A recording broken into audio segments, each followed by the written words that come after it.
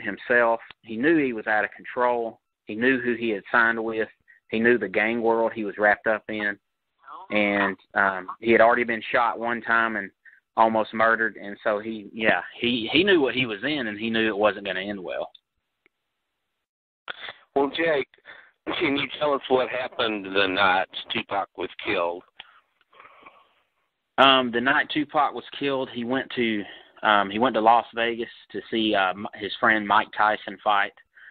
Had a heavyweight title fight, and he went with his crew, with Suge Knight and other Blood Gang members. They watched the fight. Everyone was in a good mood. When Tupac was leaving the fight, he was interviewed by a cameraman, and then when he was leaving, his crew spotted a Crip member in the MGM lobby.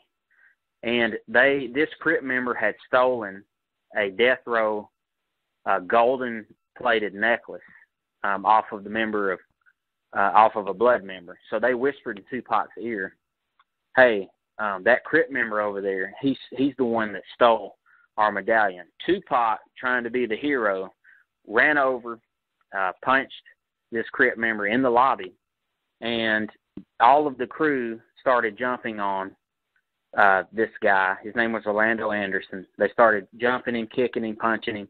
Then they get up and they leave. Tupac and all of them run out of the casino. The police question Orlando Anderson. In classic street code, he doesn't cooperate, doesn't want to press charges. And Tupac goes back to his hotel room and tells his girlfriend she better stay in the hotel. So they get in their car in a black BMW, and they're riding down the road and down the strip in Las Vegas. They're going to a club named 662 where Tupac's supposed to perform. Suge Knight's driving the car. Tupac's in the passenger seat. There's a lot of security behind Tupac following him.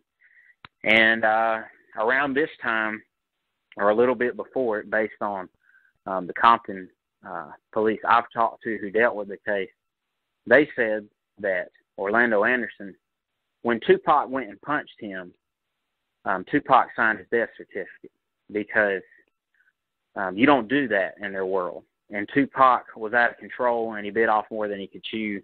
And it's very sad. And so they went back and decided, the Crips decided that they didn't care if it was Tupac. He had disrespected him. He had punched him out in the open in front of everybody. And there were, and as far as their eyes were considered, they don't see Tupac. They have no regard for human life.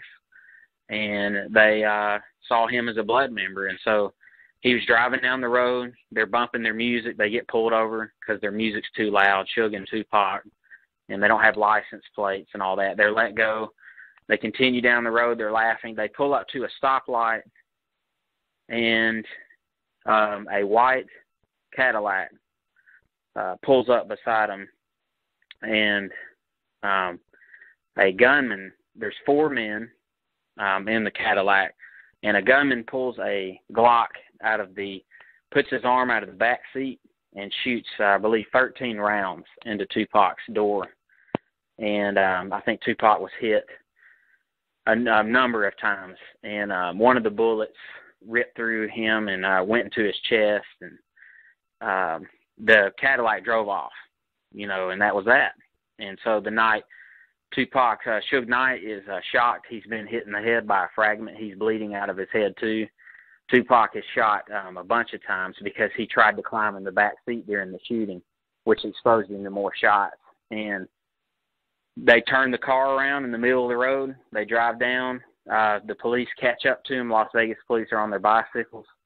And they pull Tupac out of the car. And, Tupac's laying there trying to breathe, saying he can't breathe. And the police are looking at, one police holding him, and one police is trying to get him to tell him who shot him. Tupac saying, I'm dying, I can't breathe. The last thing he ever said was he looked at a cop, and a cop said, tell me who shot you.